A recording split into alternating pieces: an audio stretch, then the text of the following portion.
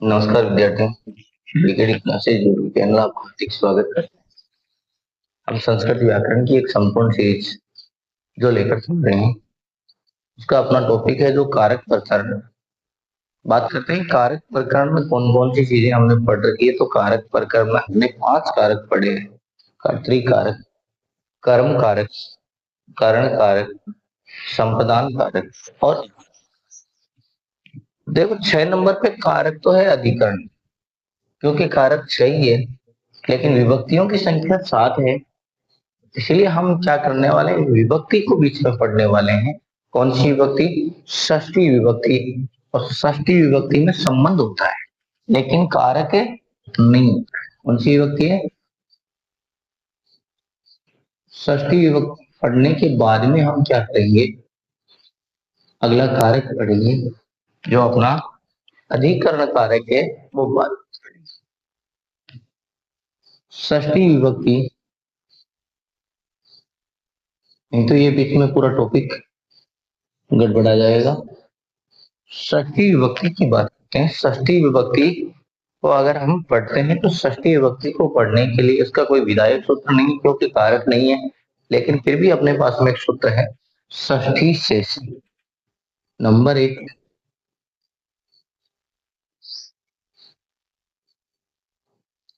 षष्ठी शेष है, यानी बाकी जो बचा वो सारा कहाँ चला गया?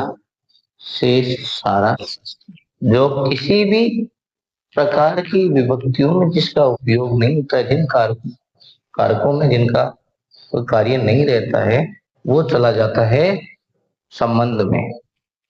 देखो षष्ठी से क्या कहता है कि संबंध में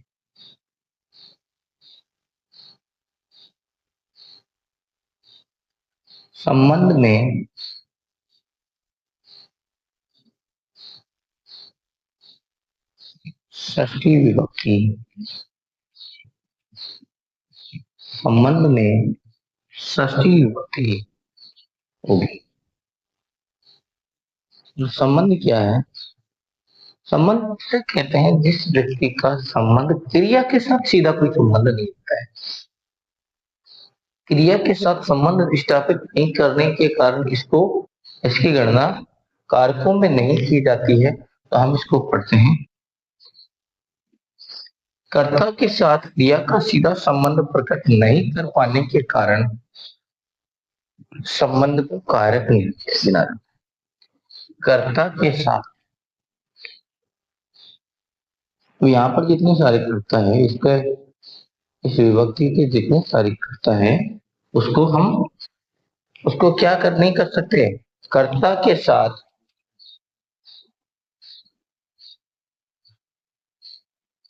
कर्ता के संबंध तो है लेकिन कर्ता के साथ क्रिया का सीधा संबंध नहीं है।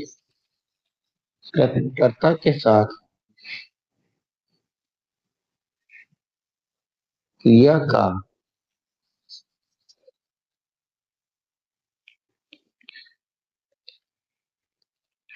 सीधा संबंध स्थापित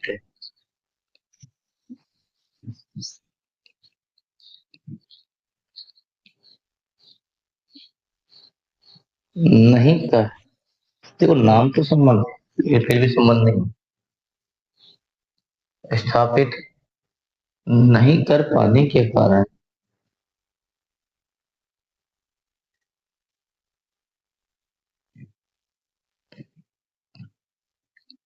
कर पाने के कारण संबंध को कारक की श्रेणी में नहीं गिना सकते।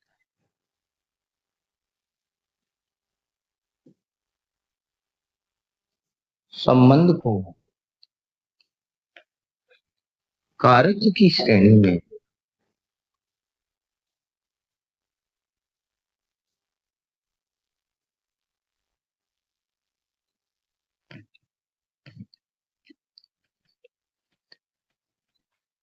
नहीं गिना जा सकता है, यानी ये कारक नहीं है।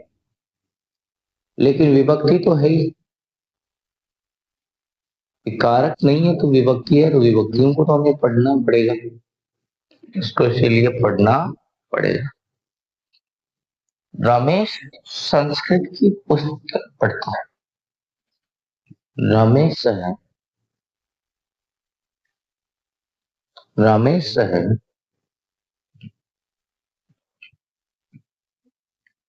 संस्कृत से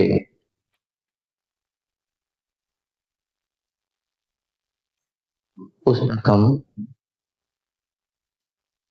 पठति। कर्ता कौन है? कर्ता तो है रमेश। क्या कर रहा है? पढ़ रहा है। क्या पढ़ रहा है? पुस्तक पढ़ रही है। रमेश क्या कर रहा है? पुस्तक पढ़ रहा है। लेकिन किसकी पुस्तक पढ़ रहा है? संस्कृत की। तो पढ़ने से संस्कृत शब्द से कोई मतलब नहीं है। मतलब है रमेश पुस्तक पढ़ रहा है। इसका सीधा संबंध न तो क्रिया से है और न कर्ता से है। इस कारण ये जो कारक नहीं होने की श्रेणी में इसको रखा जाता है, यानी कारक नहीं। इसका सीधा संबंध किससे नहीं है? कर्ता से संबंध है कि रमेश, कर्म से संबंध है कि रमेश पुस्तक पढ़ता है। किसकी पुस्तक? संस्कृत की पुस्तक पढ़ता है। ऐसी स्थिति में जो इसी कारण से संबंध को क्या नहीं कहा जाता है? कार्य नहीं कहा जाता है। और ऐसी स्थिति में निश्चित नहीं होता है इसका संबंध कर्ता से है कि क्रिया से। यतश्च निर्धारणम, सूत्र नंबर अपना 2 है।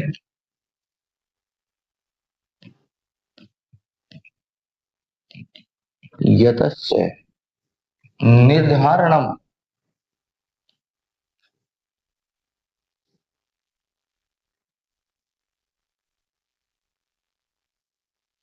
ये सूत्र 2 कार्य। तो जितने सारे सूत्र हैं उसमें 2-2 विभक्तियां आएंगी। तो कहीं पे सप्तमी भी देखने को मिलती है, षष्ठी भी, अधिकरण कारक भी हो जाता है। तो ये विभक्ति भी ये कहती है बहुत में से किसी एक की।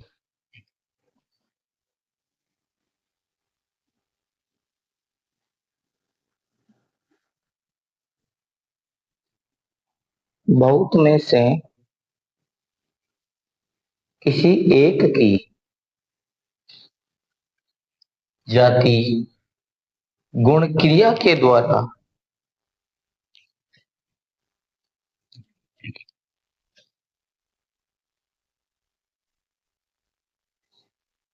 जाति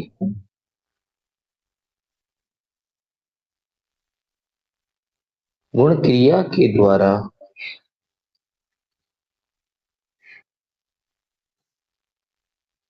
विशेषता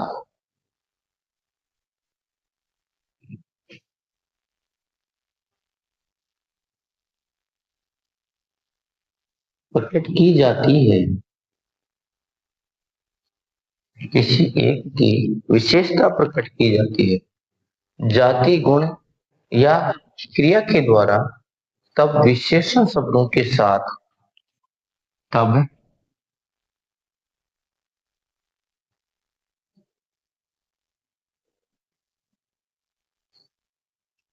विशेषण शब्दों के साथ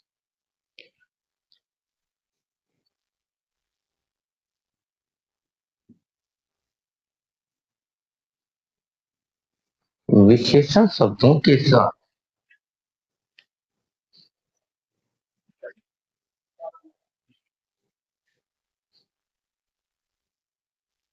बहुत शब्दों में से, तब विशेषण शब्दों में क्या किया जाता है? स्तन या तरफ प्रत्यय का प्रयोग किया जाता है। तब विशेषण शब्दों के साथ स्थन या तरफ प्रत्यय का प्रयोग किया जाता है। स्थन या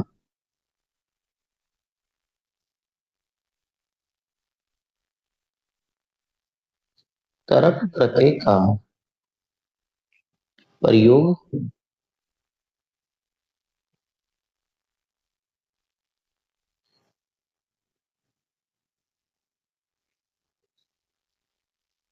किया जाता है। और जिससे विशेषता प्रकट की जाती है, और जिससे विशेषता प्रकट की जाती है।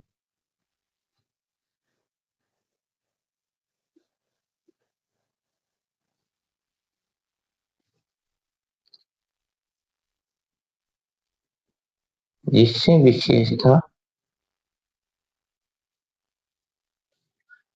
प्रकट की जाती है।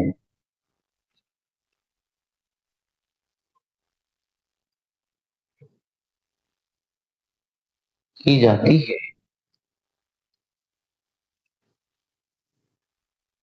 उसमें, या उस शब्द में जिससे विशेषता प्रकट की जाती है।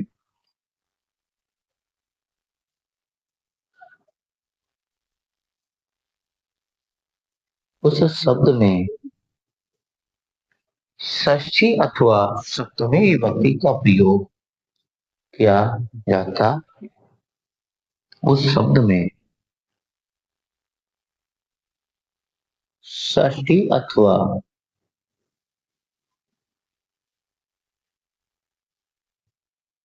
सप्तमी विभक्ति का प्रयोग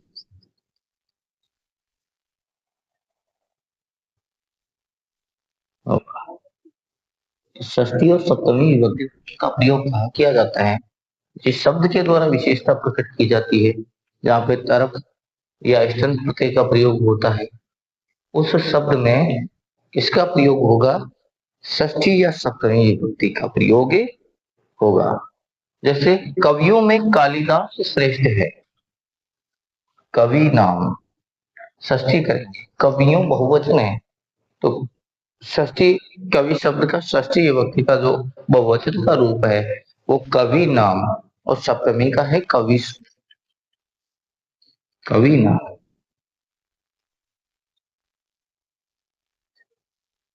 कवि नाम व कवि, कवि नाम व कविशु। श्रेष्ठ कौन है? कवियों में जिससे विशेषता प्रकट की जाती है। किसकी विशेषता है? किसमें श्रेष्ठ है? कवियों में कौन श्रेष्ठ है? कालिदास। कालिदास है।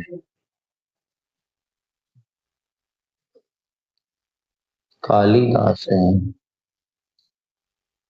श्रेष्ठ है। अस्थि श्रेष्ठ है। अस्थि कवि नाम यह हुआ कवि। कालिदास है श्रेष्ठ है। छात्रों में, छात्रों में ये कौन सा प्रत्यय है? ष्ठन प्रत्यय है। छात्रों में कौन श्रेष्ठ है?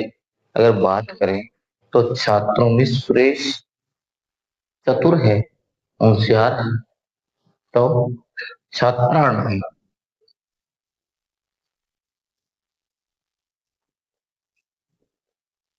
छात्राण व छात्रेश है।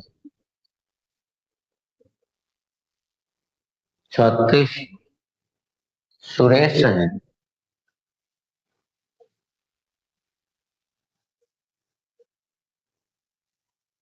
तरक्ति का प्रयोग करना है, तमक का नहीं करना। ये पटुतर है। इसकी छात्रों में सुरेश चतुर है। छात्रों में कौन चतुर है? सुरेश चतुर है। इसके अलावा एक दो, दो एक और अपने एक सूत्र बचा है, कुछ शब्द बचे हैं, जहां पर जिन शब्दों के योग में अगर बात करें तो षष्ठी विभक्ति का प्रयोग होगा। कौन कौन से शब्द हैं, कौन कौन से वाक्य हैं, उनके बारे में अभी चर्चा करने वाले हैं। तो देखते हैं कौन कौन से शब्द हैं। सबसे पहले बात, एक बार किसी को अगर इच्छा हो स्क्रीनशॉट लेने की ले सकते हैं, कोई दिक्कत नहीं। पढ़ने वाले हैं हम आगे के कौन कौन से सूत्र है, इनके द्वारा क्या क्या जानकारियां प्राप्त होगी। उसके बाद में हम पढ़ेंगे अधिकरण का आधार किसे कहते हैं। अगला चित्र अपना वो है।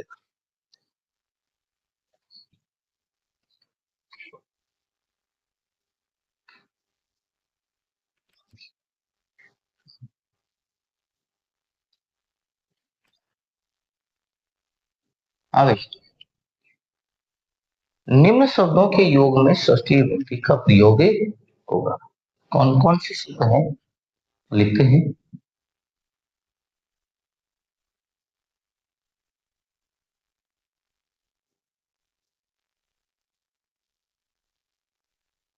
निम्न शब्दों के योग में षष्ठी विभक्ति का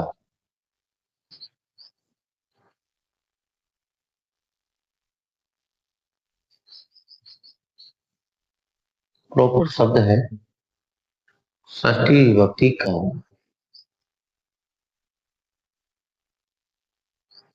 प्रयोग होगा। कौन कौन से शब्द है उनकी चर्चा करनी है। तो सबसे पहले बात करते हैं, हमारे पास शब्द है अधय। कौन सा, नंबर 1 पे अधय। अधय का अर्थ नीचे। क्या अर्थ है, नीचे। और वृक्ष के नीचे बालक सोता है। वृक्ष के नीचे बालक सोता है, तो वृक्ष से,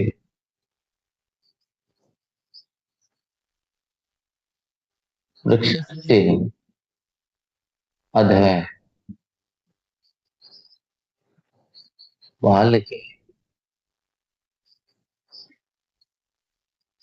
बालक से, अगर अधिक से होता तो फिर दिक्कत हो जाती, क्योंकि फिर तो कर्म में कौन सी हो जाती, वृक्ष के नीचे बालक की आधार की कर्म संज्ञा हो जाती है फिर तो। आधार की होती है, आधार तो वैसे भी नहीं। नंबर 2, अपना जो है दूसरा शब्द है ऊपरी।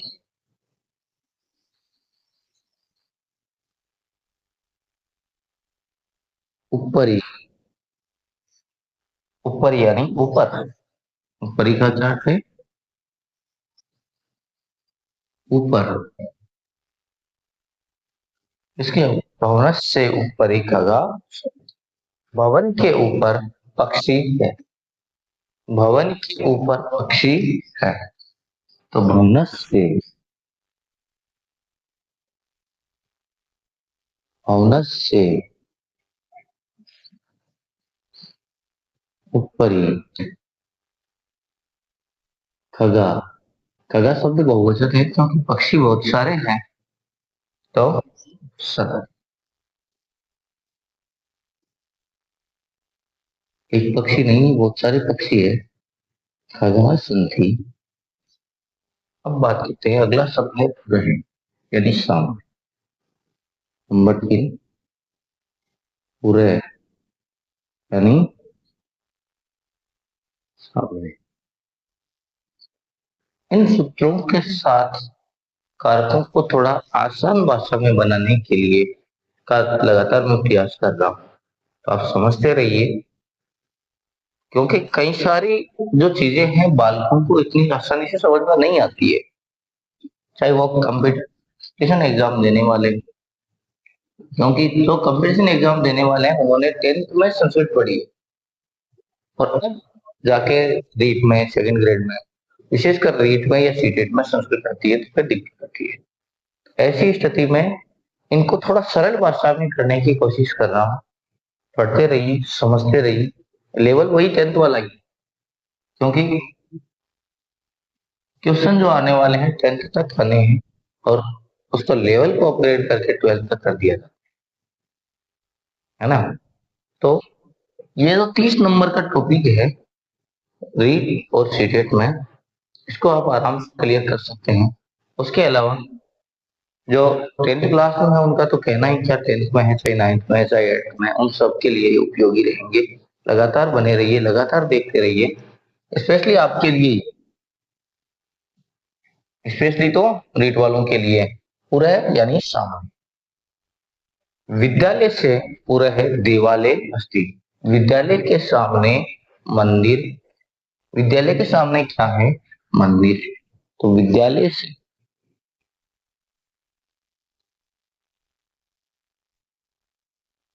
विद्यालय से पूरे, देवालय,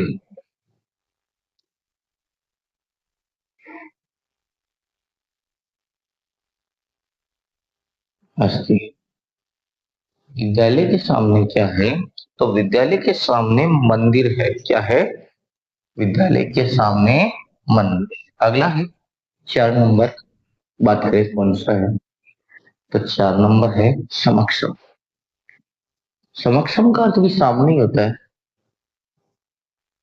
सब अर्थ वही है, लेकिन शब्द थोड़ा अलग है। समक्षम का अर्थ होता है सामने। वही बात है, आप इसको वहां पे भी लिख सकते हैं। अध्यापक से समक्षम शिष्य अस्ति। अध्यापक के समय के सामने शिष्य है।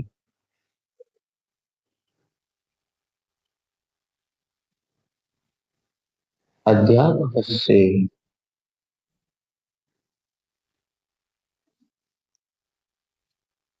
समक्षम शिष्य अस्ति। शिष्य अस्ति। अध्यापक के सामने शिष्य। अगला है मध्य यानी बीच। नहीं सॉरी, एक रह गया। 5 नंबर पे है समीप। समीपम यानी,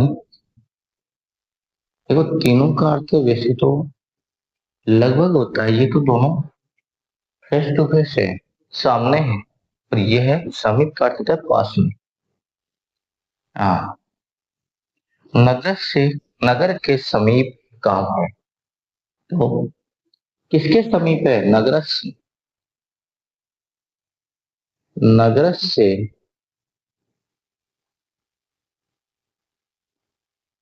समीपम ग्रामम। ग्रामम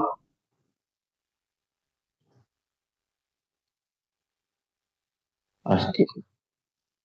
नगर से समीपम ग्रामम अस्ति। नंबर 6। अगर अपना जो है टॉपिक है मध्य यानी बीच। मध्य यानी बीच। जैसे गांव के मध्य कुआं है, या पशुओं के मध्य गवाला है। दोनों ही लिख सकते हैं। तो हम लिखेंगे ग्रामस्य मध्य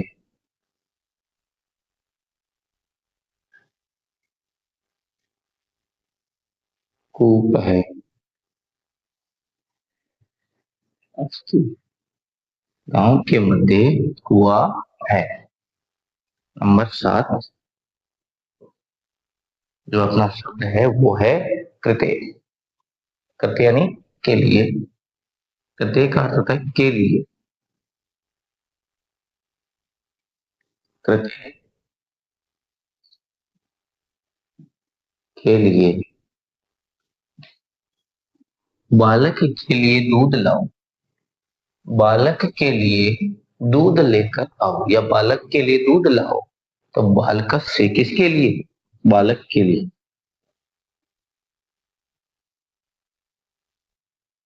बालक से कृते दुग्धम आने। बालक के लिए दूध लाओ। जो अपना 8 नंबर है वो है अंत है, यानी अंदर।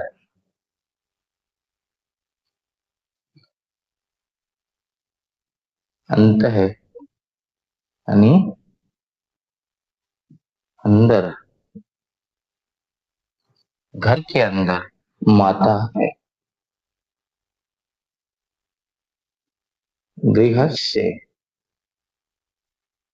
आने अंत है।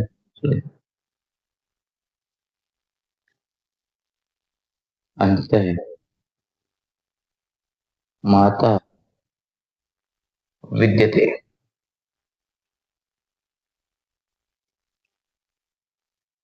विद्यते यानी घर के अंदर माता विद्यमान है या घर के अंदर माता है। ये तो हो गया अपना षष्ठी का। अब तुल्यार्थ इसके सूत्र है अपना, तो ये हम उसको मानते हैं। अगर 3 नंबर 4 नंबर पे अपना एक सूत्र बचा हुआ है, लास्ट है, 4 ही सूत्र है इसमें। वह है तुल्यार्थेर तुलोमाभ्याम तृतीयाम अंतरश्च। तुल्यार्थ है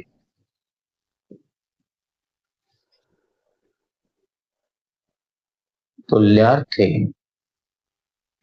तुलोपमाभ्याम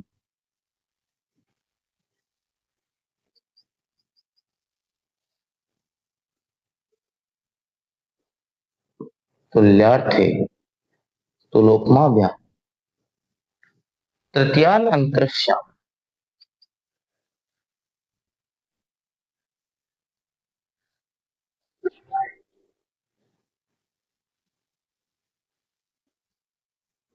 तृतीयानंतर श्याम।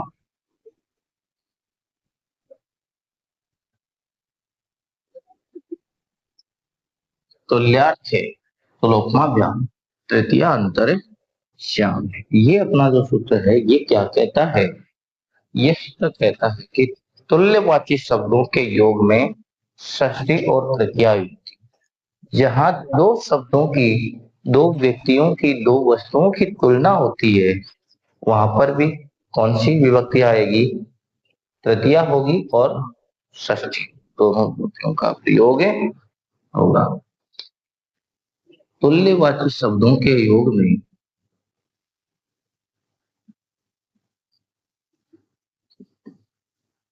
तुल्यवाची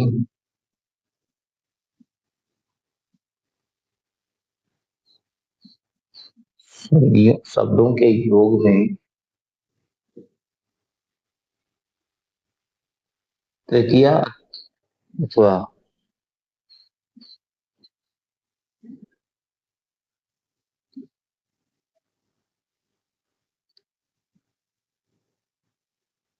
षष्ठी विभक्ति का प्रयोग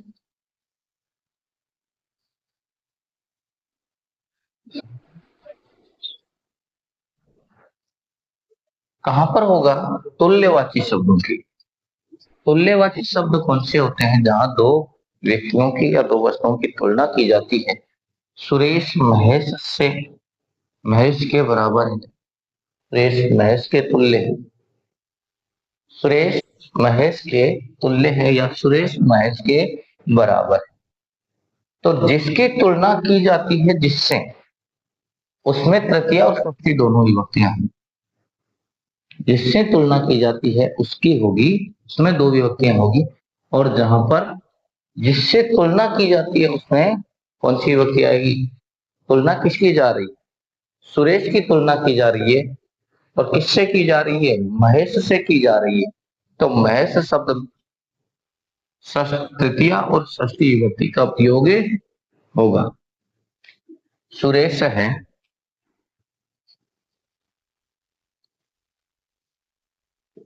सुरेश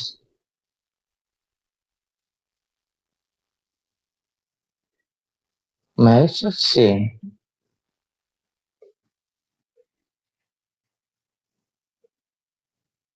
महेश से वह तुल्य अस्ति।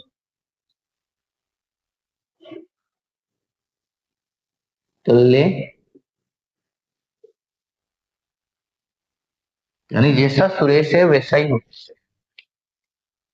है। महेश सुरेश सुरेश महेश के तुल्य है या सुरेश महेश के बराबर है। ऐसी स्थिति में दो विभक्ति आएगी, तृतीया और षष्ठी का प्रयोग होगा। तो ये तो अपना हो गया षष्ठी संबंध, जो इसके बाद आते हैं, जिसमें हमने षष्ठी से पढ़ा, यतश्च निर्धारण पढ़ा, तुल्यवाची शब्दों का योग पढ़ा, और कुछ जो शब्द हमने पढ़े जिनके साथ हम षष्ठी विभक्ति का प्रयोग होता है। अब हम पढ़ने वाले हैं अधिकरण कारक, और अधिकरण कारक में सप्तमी विभक्ति होगी।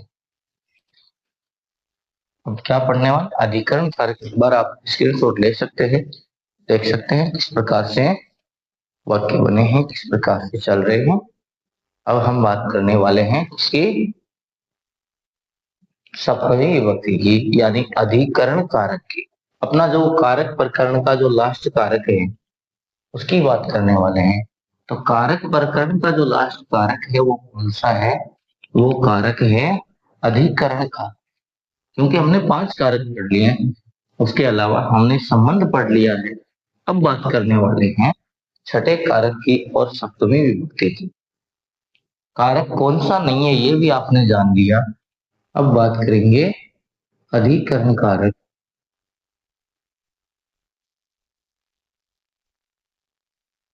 अधिकरण कारक, अधिकरण कारक में होती है सप्तमी विभक्ति।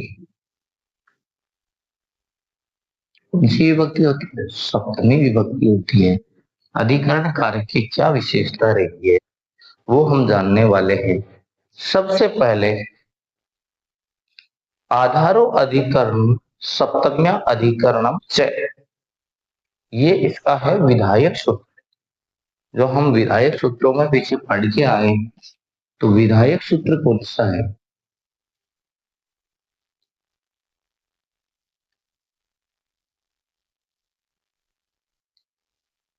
विधायक सूत्र कौन सा है? पहला जो सूत्र है अपना विधायक सूत्र रहेगा आधारो अधिकरणम।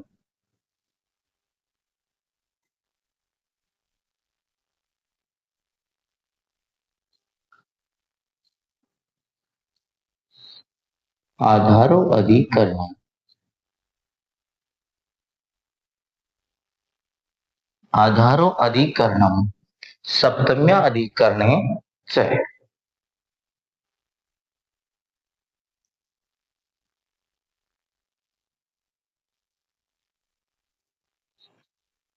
अधिकरणे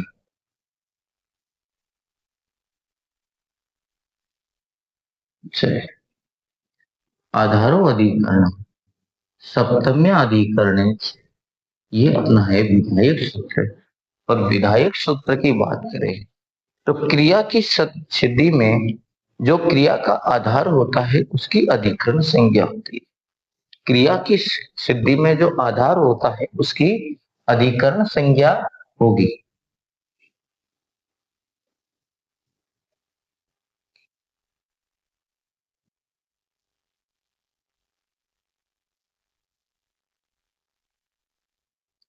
क्रिया की सिद्धि में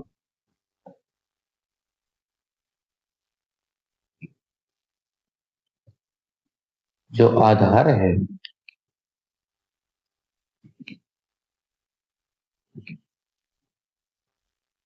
उसकी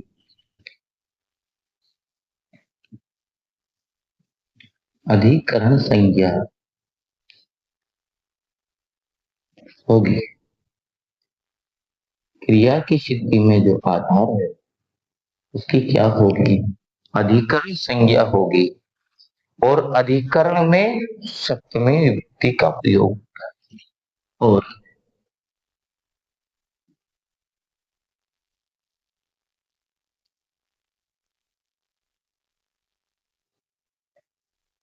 अधिकरण कारक में सप्तमी विभक्ति का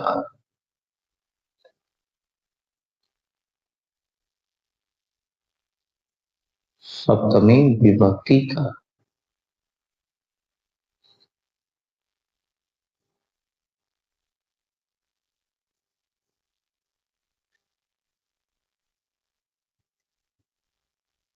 प्रयोग होगा। अधिकरण कारक में कौन सी विभक्ति का प्रयोग होगा? अधिकरण कारक में सप्तमी विभक्ति का प्रयोग होगा।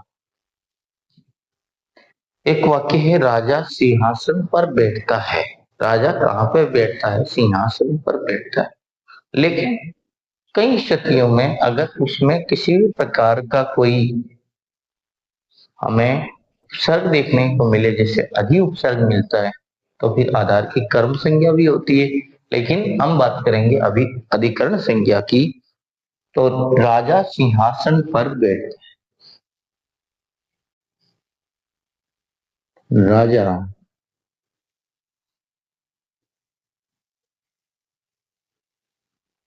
सिंहासन पर बैठता है। राजा क्या करता है? तो राजा कहाँ बैठता है? राजा सिंहासन पर बैठता है। नृप है, यानी राजा सिंहासन, सप्तमी विभक्ति का प्रयोग है। राजा बैठता कहाँ पर है?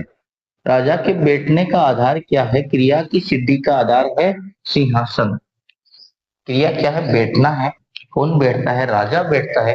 तो क्रिया की सिद्धि का आधार क्या हो गया? सिंहासन हो गया। तो नृप है सिंहासन,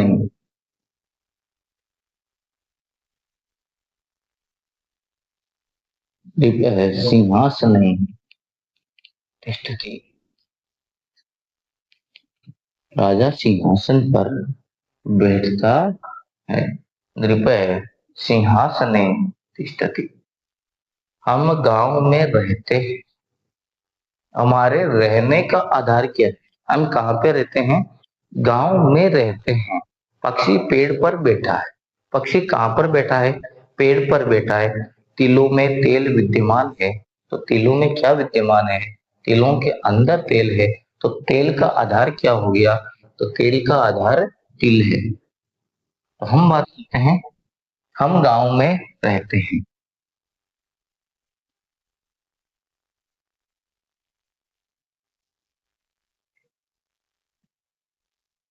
हम गांव में रहते हैं। हम है, यानी हम सब रहते हैं। तो वयम, वयम ग्राम है। वयम ग्रामे निवास निवास रहते हैं। वयम ग्राम है, निवसाम है। विसर्ग लगेगा तभी वाक्य पूर्ण बनेगा। हम गांव में रहते। उसके बाद में है तिलों में तेल है। या हम ये भी कह सकते हैं कि पेड़ पर पक्षी बैठा है। पेड़ पक्षी के बैठने का आधार क्या है? पेड़ है। पेड़ पर पक्षी बैठे हैं। बहुत सारे पक्षी हैं।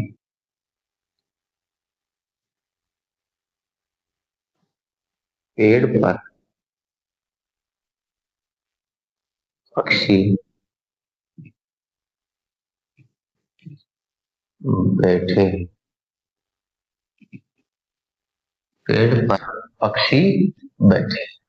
वृक्ष से, सॉरी, हाँ, बैठने का आधार क्या है? पक्षियों के बैठने का आधार क्या है? पेड़ है।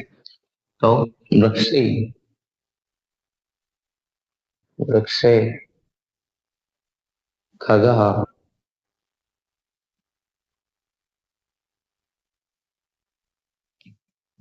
तिष्ठति।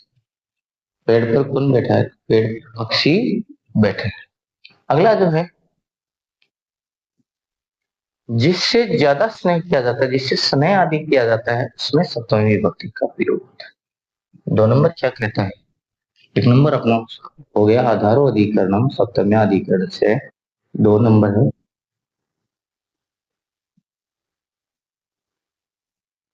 जिससे स्नेह किया जाता है।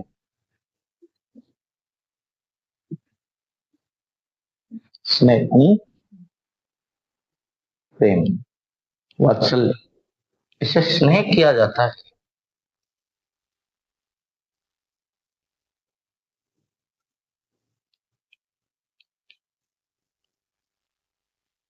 किया जाता है, उसमें सप्तमी विभक्ति का प्रयोग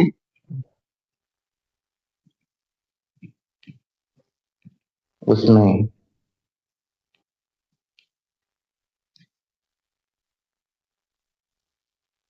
सप्तमी विभक्ति का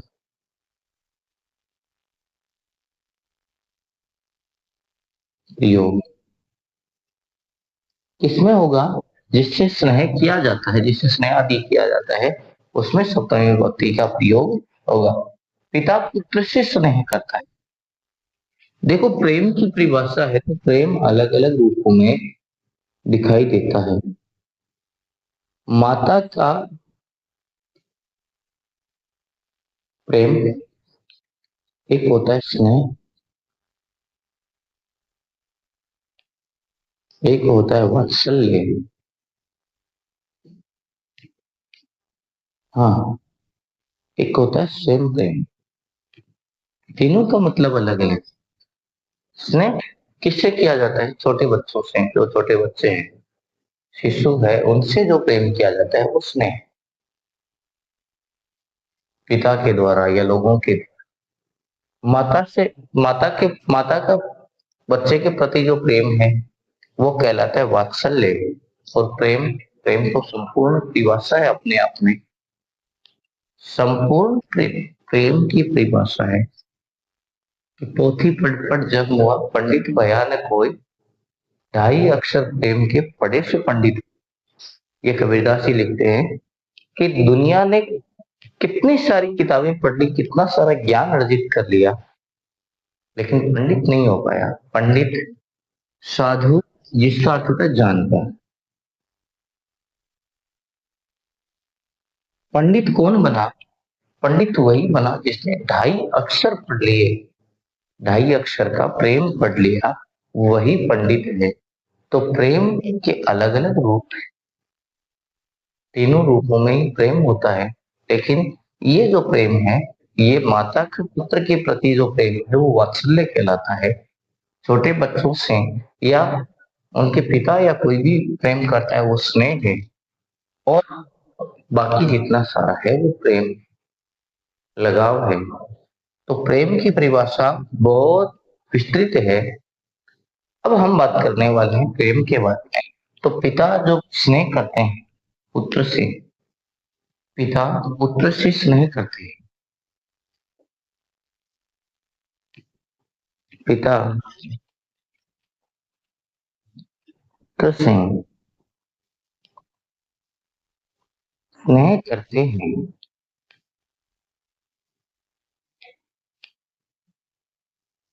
पिता,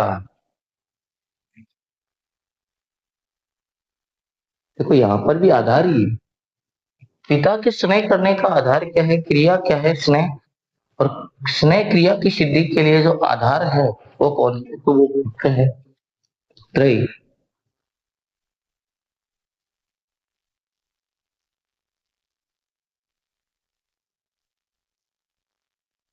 स्नेह है। पिता पुत्र से स्नेह करते हैं या प्रेम करते हैं। अगला है संलग्नार्थ, यानी लगा हुआ। चतुर्थार्थ, जो चतुर्थ हो, उसमें सप्तमी। जो चतुर हो, किसी काम में माहिर हो, उसमें सप्तमी विभक्ति आती है। लेकिन कब? नंबर 3,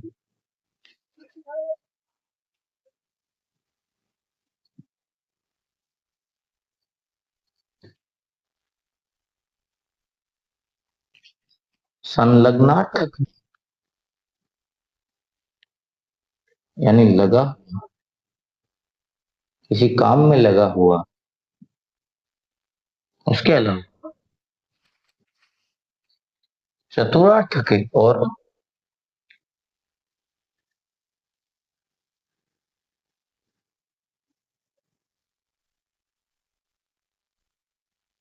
चतुरार्थ शब्दों के योग में सप्तमी विभक्ति का प्रयोग।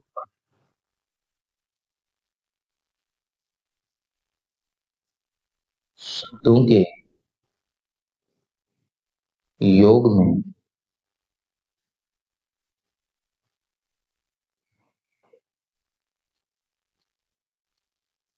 सप्तमी विभक्ति का प्रयोग।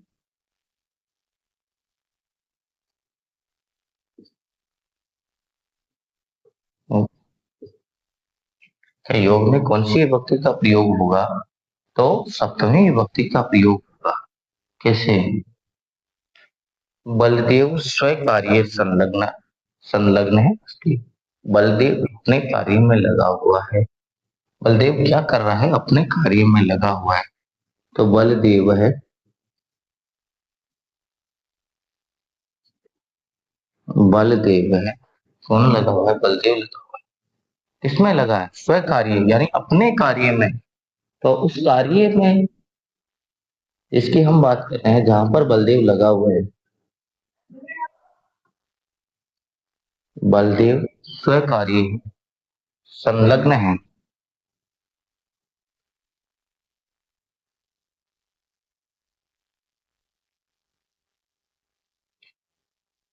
अस्ति।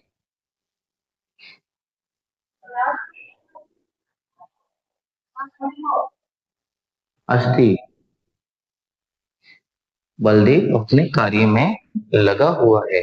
और दूसरा है जयदेव संस्कृत चतुर अस्ति। जयदेव जो है वो संस्कृत पढ़ने में चतुर है। तो जयदेव है। दोनों शब्दों का प्रयोग कर रहे हैं। तो हाँ सर, जयदेव संस्कृत है,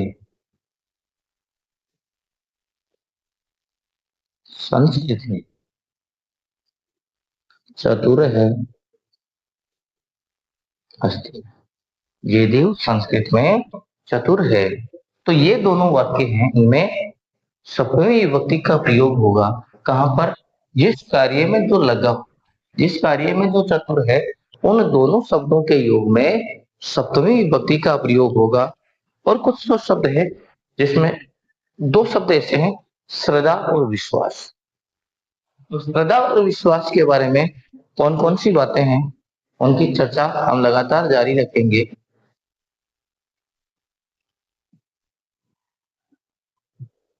तो हम देख रहे हैं संलग्ना यानी लगा हुआ और चतुर्थार्थक शब्दों के योग में सप्तमी विभक्ति का प्रयोग करते हैं। उसके अलावा कहाँ पे होता है सप्तमी विभक्ति का प्रयोग? दो शब्द हैं, एक तो श्रद्धा, निम्न शब्दों के योग में। नंबर 4,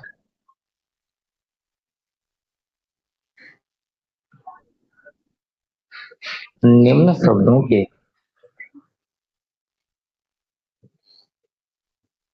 योग में भी सप्तमी विभक्ति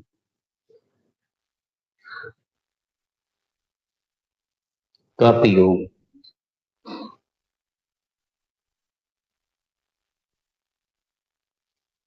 होगा। निम्न शब्दों के योग में भी सप्तमी विभक्ति का प्रयोग होगा। कहां पर होगा? दो शब्द है, एक तो है श्रद्धा और दूसरा है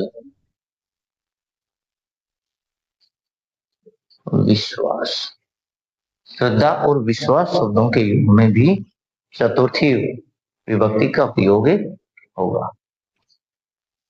कौन कौन से शब्द हैं? श्रद्धा है और विश्वास। बालक की पिता के प्रति श्रद्धा है। बालक की पिता के प्रति श्रद्धा है। बालक है,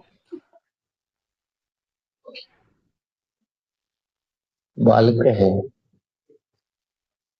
पितृ, बालक है, पितृ, श्रद्धा अस्ति।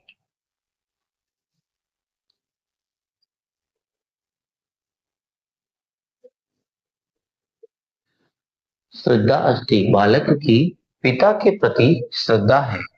और दूसरा है विश्वास। विश्वास महेश से स्वमित्र, विश्वास है अस्ति। महेश का अपने मित्र के प्रति विश्वास।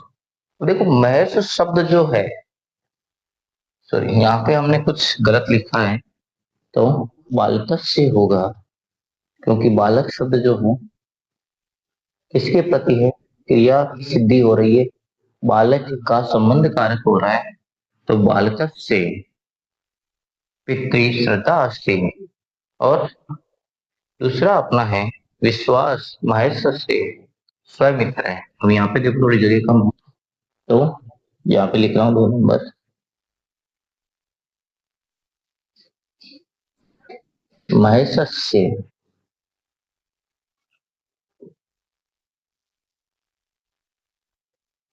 स्वमित्रे विश्वस्ति या विश्वास अस्ति।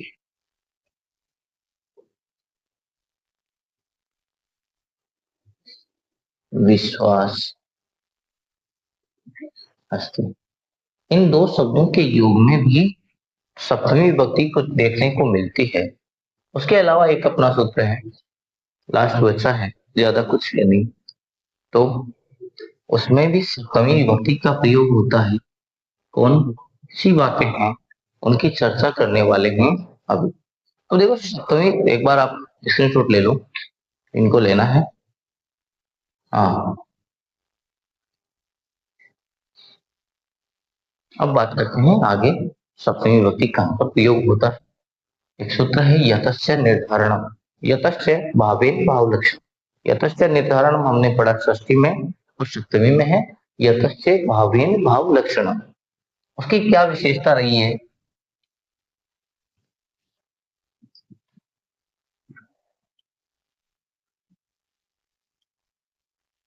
यतस्य भावेन भाव लक्षण। लास्ट अपना सूत्र है कारक प्रकरण का। तो ये जो सूत्र नंबर है 4 हमने अलग अलग तो पढ़ ले। यतस्य भावेन भाव लक्षण।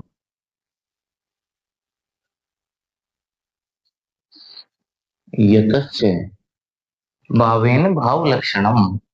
जब एक क्रिया के बाद दूसरी क्रिया होती, तब पूर्व की क्रिया और उसके कर्ता में सप्तमी विभक्ति का प्रयोग। जब एक क्रिया के बाद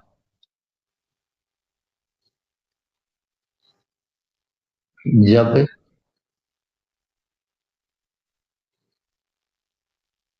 एक क्रिया के बाद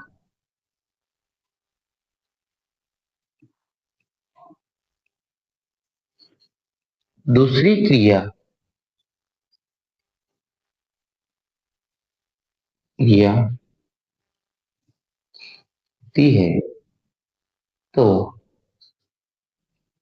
पूर्व की क्रिया पूर्व की क्रिया के कर्ता और उसकी पूर्व की क्रिया, तो पूर्व की क्रिया तथा उसके कर्ता में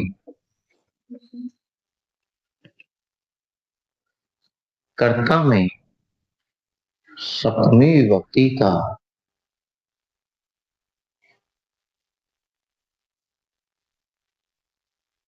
सप्तमी विभक्ति का प्रयोग होगा। जो पहले क्रिया हुई है उसमें सप्तमी विभक्ति क्रिया और उसके कर्ता दोनों में होगा। राम के वन में जाने के बाद में दशरथ ने अपने प्राण त्याग। वाक्य है, राम के वन में जाने के बाद में दशरथ ने अपने प्राण त्याग दिए। दो क्रियाएं हुई है, पहली क्रिया कौन सी हुई? राम वन में गए। और दूसरी क्रिया कौन सी हो गई? दशरथ ने अपने प्राण त्याग। इन दोनों क्रियाओं में जो पहले क्रिया हुई है कौन सी हुई? पहले राम वन में गए या दशरथ ने प्राण त्याग। तो पहले जो क्रिया थी कौन सी? राम वन में गए। तो राम अगर वन में गए तो यहां पर देखते हैं पहली जो क्रिया होगी उनका और उसके कर्ता दोनों में सप्तमी विभक्ति का प्रयोग होगा। तो पहली क्रिया के राम वन में गए तो रामई वन में कौन गए? रामई वनम गते। इसके बाद में दूसरी क्रिया क्या होती है? वो साधारण वाक्य दशरथ है।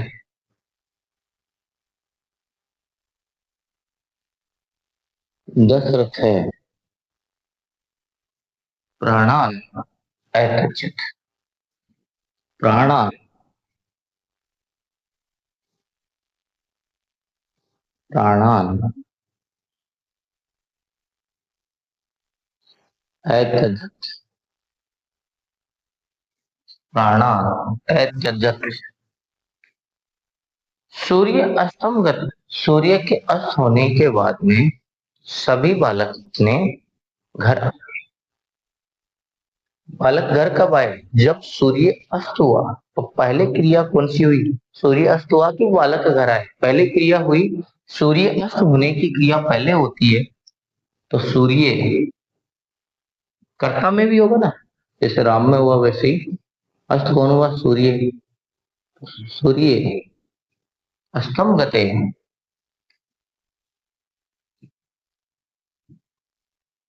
अस्तम गते बालक है। सॉरी, बालक बालक याद है, बहुवचन है। तो बालका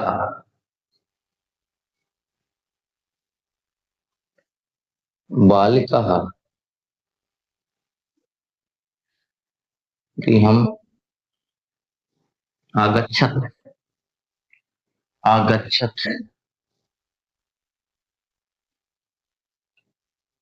बालक घर आ गए कब? जब सूर्य अस्त हो गया तो बालक घर आ गए। आगे अपना संपूर्ण जो कारक प्रकरण है ये कंप्लीट होता है, उससे हम आगे संधि पढ़ने वाले हैं। तो ये कारक प्रकरण की जितनी सारी चीजें हैं, जो आपको जिस प्रकार का एग्जाम है, चाहे कंपटीशन एग्जाम हो, उसमें आप रीट का देख सकते हैं, सीटेट का देख सकते हैं, या कोई संस्कृत पढ़ने वाला, संस्कृत का एग्जाम देने वाला अगर कोई सेकंड ग्रेड है तो उनके लिए भी उपयोगी है। उसके अलावा class 10 Sanskrit, 9th 8th 7th, जिस जहां पर भी आप पढ़ने वाले हैं, कारक प्रकरण को अगर आप किसी भी तरीके से पढ़ेंगे तो आप इससे बेस्ट कंटेंट मिलना थोड़ा मुश्किल हो जाएगा। सरल भाषा में बताया गया है, आपको सारी चीजें कंप्लीट दी गई है, बिना कोई अक्षर इधर उधर किए संपूर्ण जो कारक प्रकरण है वो प्रस्तुत करने का मैंने प्रयास किया है। लगातार आप बने रहिए, वीडियो देखते रहे और अपने ज्ञान की वृद्धि करते रहे। खुश रहे, मस्त रहे। धन्यवाद।